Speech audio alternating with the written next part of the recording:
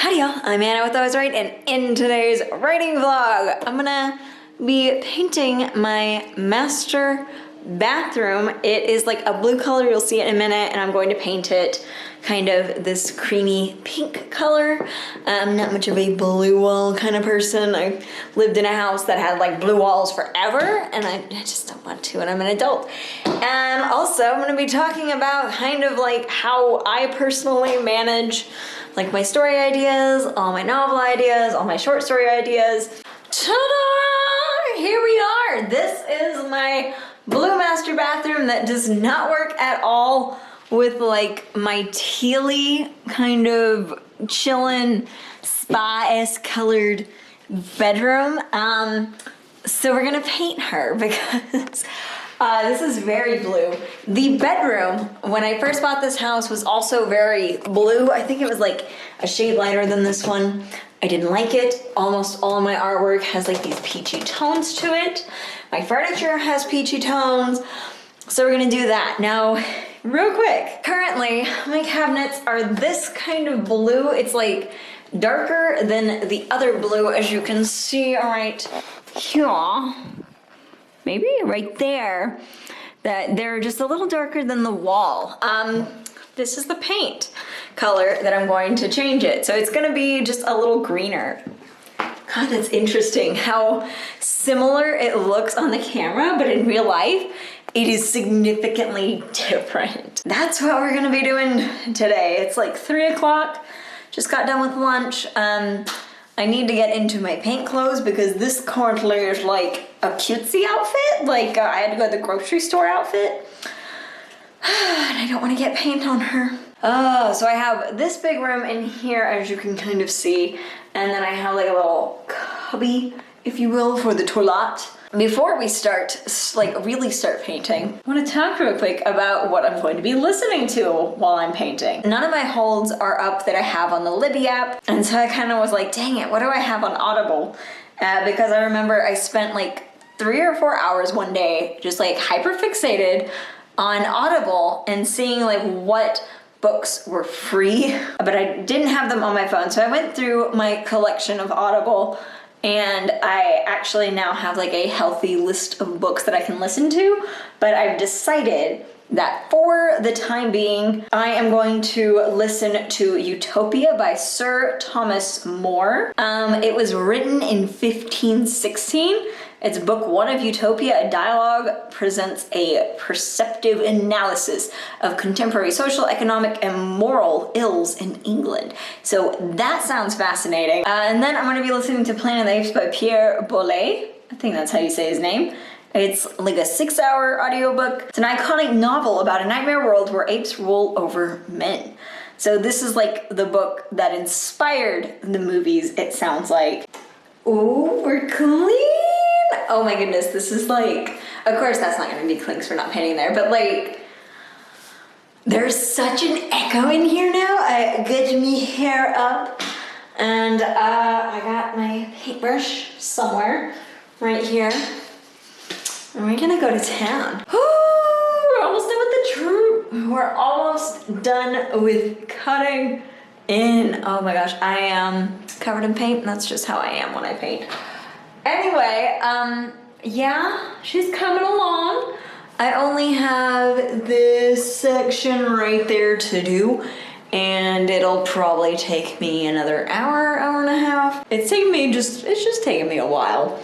I finished Utopia, by the way, so disclaimer, I do listen to it at an accelerated speed. I have not been sitting here for over 4 hours, like listening to Dystopia and just kind of sadly painting. It was only 3 hours of sadly painting. It threw me back to like my college years because I took a few classes on like medieval literature, and I know that in medieval literature, people, like especially the royalties, whatever, would write these books and they would like include their friends. But this just was like 80% world building and 20% preaching. It was this guy that like has a moment at the beginning with some of his friends where he's just bragging on his friends. That's welcome to medieval literature. And then he just like goes and he just starts talking about his utopia, his ideal civilization. And I was just like, sir, are you okay? I can see how communists, that kind of stuff, how hippies heavily pulled from this. And at the very end he goes, I don't agree with all these points. And he pitched this utopia as it being from some traveler guy that he sat and listened to, and not just his own musings on, how would I create the perfect society? Because then at the end he's like, I don't totally agree with the traveler. No, I don't totally. Oh God, it's funny. Anyway, I'm gonna get started on the Planet of the Apes now. I wanted to update y'all on the progress, but she's nice, she's beigey. This is what it's gonna look like all around it. And it'll just be so much lighter, because that was my biggest issue with this bathroom, was it was just dark. It was really depressing, because the only source of natural light is that window. I went out with a friend, and I have this much left on my cutting in, but I've decided I'm gonna do it tomorrow. My mother has already agreed that she will help me on Mother's Day. Oops, but thank you. So, I mentioned at the beginning of the video that I was gonna talk about how I personally kind of manage my story ideas, and that's what we're gonna talk about real quick. So when I first started writing, I didn't understand how authors kept coming up with ideas for books until I worked on Feathers. When I started working on Feathers in earnest last year, and I actually completed it, I had just a plethora of ideas store in my brain and take up residence. There's kind of two ways that I personally manage my story ideas. The first one is that I will write down the story idea in this little notebook. If I had an idea for a retelling of a classic story, for example, Cinderella's classic story, I would open this up to a blank, fresh page.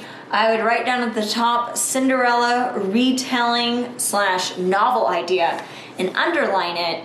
And then I would just kind of fill the page with any thoughts, any kind of images I may have for this Cinderella retelling. Some of these pages that I have personally here in this book, some of the pages are front and back and a second page started. Some of the ideas literally have one or two lines, and one of the lines says something along the lines of literally the name or literally the idea listed above. So that's kind of how I handle my smaller, just kind of spur of the moment ideas. That way I'm not just kind of losing track of ideas, and I have them all kind of here, and I can build off of them and kind of revisit them if I'm needing a trope or anything like that. Last night I did this at 1 in the morning because brilliance struck me at 1 in the morning, because why not? I'm only trying to sleep. And I pulled up my laptop and I just had a breakthrough moment with this idea, this entire concept, it's fantasy, young adult, new adult, whatever you want to call it, kind of concept that I've had kind of rumbling around in my brain for probably 18-ish months now, and I had never taken the time to just sit down and write it out on anything. It's not even in this, when most of my other book ideas are, and I realized that the concept was too big to put on a page. It would most likely fill up a chunk of the book. So what I did is I went ahead and I created a Scrivener file with just the concept name. For example, keeping in touch with this example, my Scrivener file name would be the Cinderella retelling or spin on Cinderella. Just something very generic. That way I can be wait, didn't I have a Cinderella book I was thinking of? Go to my little search bar, go Cinderella, and it would pop up. Then I went ahead and I filled out 3 full character sheets.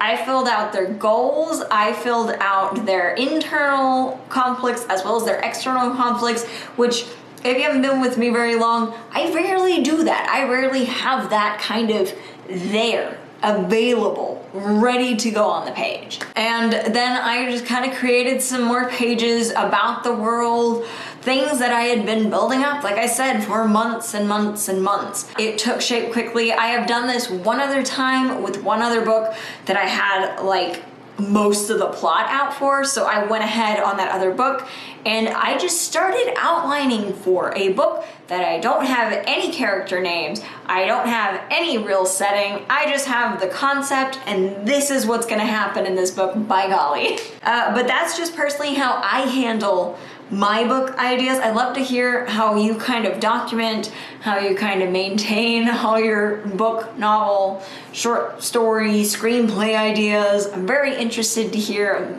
I'm also willing to take notes and learn. But I hope that's helpful. I'm going to go to bed. We will continue with the painting mañana. You all ready? It's almost done. I need one more coat. But here we are. Ooh. Got that done. Have to do some touch up on the ceiling, but it's pink! Yes! We did it! Oh, I'm so excited. This looks like really peachy just because this light is really warm. I'm excited. Oh, look, it's the exact same color as my kitchen. Happy with the results. So I will go ahead and do like an after shot. I didn't get a before one, but that's okay. Yay! And I need to do like one more coat just because some of the spots, like you can barely, probably not even tell it on camera.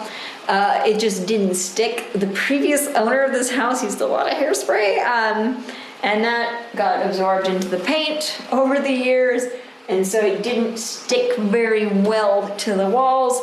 And not to mention, it is a darker color that is under this. But this room feels so much bigger, so much brighter. I love it. It was a weekend well spent. This was a pain to do.